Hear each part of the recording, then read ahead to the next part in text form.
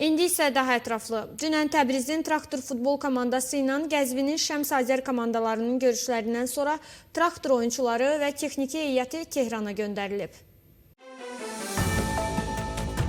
Bu barədə Təbriz təmsilçisinin sosial media hesabında məlumat paylaşaraq bildirib. Traktorun Premyer Liqa yarışında çempionluğun qətiləşdirilməsindən sonra komandanın baş məşqçisi Diagan Skoçin qərarı ilə komanda oyunçuları və texniki heyəti 3 günlük məzuniyyət üçün Tehrana yola düşüblər. Buna görə də tərəfdarlardan komandanı qarşılamaq üçün Təbriz hava limanına toplaşmamaları xahiş olunur. Bunun Təbrizdə gözlənilən geniş şənlik aksiyasının qarşısını almaq məqsədi ilə edildiyi ehtimal olunur. Qeyd edək ki, dünənki qələbəsi ilə xallarını 64-ə çatdıran Traktor komandası Liqa yarışlarının bitməsinə 2 həftə qalmış 55 illik tarixində ilk dəfə İran çempionu olub. Onun rəqibi İsfahanın Sepahan komandası ilə 56 xalla 2-ci yerdə, Tehranın Persepolis komandası isə 3-cü yerdə qərarlaşıb.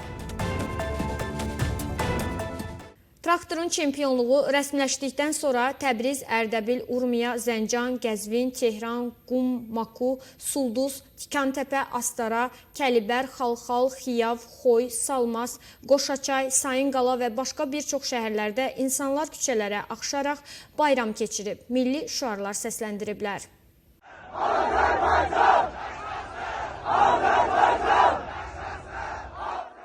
Ötən gecə Təbrizdə minlərlə Güney Azərbaycan türkü Təbriz, Bakı, Ankara, biz hara, farslar hara şüarı səsləndiriblər. Təbrizlilər Qərbi Azərbaycandakı Kürd terror qruplaşmaları və onların Tehrandakı havadarlarına xəbərdarlıq olaraq bu torpaqdan pay olmaz, Urmu Kürdistan olmaz şüarları səsləndiriblər. Urmuda isə minlərlə Azərbaycanlı Urmu türkündür, türkün qalacaq. Təbriz, Zəncan, Ərdəbil, bu səs Urmudan gəlir. Türk dilində mədrəsə olmalıdır hər kəsə şüarları ilə Urmu dövlət meydanına axışıblar. Zəncanın müxtəlif yerlərində, o cümlədən Eldağında minlərlə Zəncanlı Azərbaycan mahnıları və rəqsləri ilə bayram keçiriblər. Ərdəbildə də Təbrizdə olduğu kimi qələbə sevinci ilə yanaşı milli şüarlar səsləndirilir.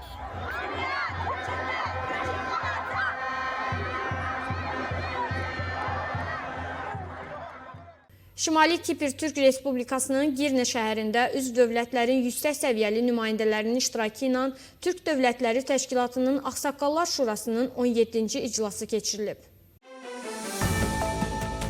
Toplantı zamanı Türk Dövlətləri Təşkilatının Ağsaqqallar Şurasının sədri Binəli Yıldırım Türk dünyasının ortaq hədəflərinin firavanlıq, təhlükəsizlik və sivilizasiya olduğunu söyləyib. Bişkek sammitində 16 müqavilənin imzalanmasına toxunan Binəli Yıldırım ortaq yola yeni güc qatmaq üçün bir araya gəlmişik deyib. O həmçinin orta dəhlizin enerji təhlükəsizliyi və iqtisadi tərəqqidə strateji rolunu xatırladı və 34 hərfdən ibarət ortaq türk əlifbasının yazılması və türklərin ortaq tarixinin tərtib edilməsi istiqamətində irəliləyişlərin olduğunu bildirib. Bu görüşün Quzey Kiprdə keçirilməsi Türk Dövlətləri Təşkilatına üzv olan ölkələrə qarşı aparılan mənfi təbliğata açıq cavabdır, deyə Binəli Yıldırım vurğulayıb.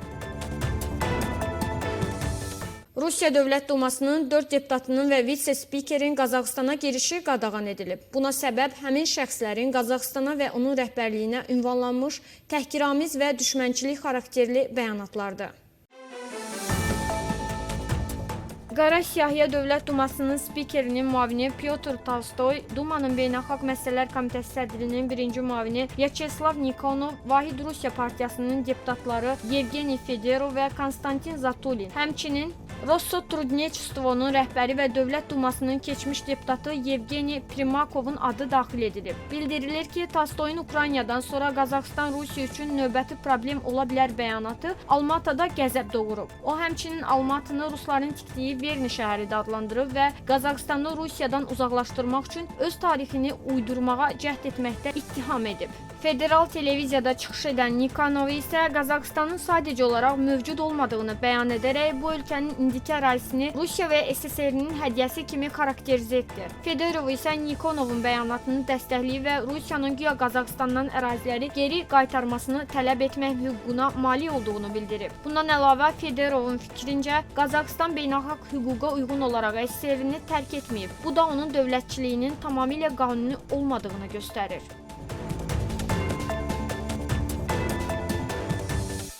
Suriya prezidenti Əhməd Şara İsrailin Dəməşqdə prezident sarayı ətrafında həyata keçirdiyi hava hücumlarını təhlükəli eskalasiya olaraq qiymətləndirib. Bu barədə Suriya Prezident Administrasiyası bəyanat yayaraq bildirib. Suriya Prezidenti İsrail Hərbi Hava Qüvvələri tərəfindən Prezident sarayına edilən dünənki bombardımanı ən qəti şəkildə pisləyir. Bu təhlükəli eskalasiyadır. Amerika Prezidenti Donald Trump'ın administrasiyası Amerikanın BMT, UNESCO və Ümummilli Dünya Səhiyyə Təşkilatına ayırdığı ianələri dayandırmağı təklif edir. Təklif edilən sənəddə deyilir ki, Trump administrasiyası BMT və digər beynəlxalq təşkilatlara könüllü ianələri dayandırmaqla xərcləri 1,7 milyard dollar azaltmağı təklif edir. Söhbət BMT, UNESCO və Ümumi Dünya Səhiyyə Təşkilatından gedir. Büdcə layihəsində vurgulanır ki, Amerika prezidenti öz mülahizəsinə uyğun olaraq bu təşkilatlara ianələr ayırmasına göstəriş verə bilər. Bu məqsədlər üçün vəsaitin strateji investisiyaların həyata keçirilməsi üçün yaradılması irəli sürülən 2,9 milyard dollarlıq xüsusi fonddan ayrılması təklif edilir. Bundan başqa sənəddə ziyanlı sülhməramlı missiyaları, o cümlədən BMT xətti ilə olan missiyaları maliyyələşdirməkdən imtina edərək xərclərin 1,6 milyard dollar azaldılması da təklif edilir. Amerikanın 200 hərbi maşınından ibarət karvanı cümə günü Suriyanın Deyr əz-Zor əyalətindəki 2 hərbi bazanı tərk edərək Şimali İraqa istiqamət alıb. Bildirilir ki, Amerikanın hərbiçiləri və hərbi texnikaları Suriyanın şərqindəki Əl-Ömər neft yatağı və Koniko qaz yatağı ərazisindəki bazalardan çıxardılıb. Aprelin 23-də Amerikanın Suriyanın Həsəkə əyalətindəki Əl-Cəbsə neft yatağının yaxınlığında yerləşən Əş-Şəddadi bazasından qoşunların və hərbi texnikanın çıxarılmasına başlanılıb. The New York Times xəbər verir ki, Amerikanın Suriyanın şimal-şərqindəki 8 əməliyyat bazasından 3-ü tezliklə bağlanacaq və hərbiçilərin sayı 2200-dən 1400-ə enəcək. Bu saata çatdıracağımız əsas xəbərlər bunlardan ibarət idi. Sağ olun, sağlam qalın.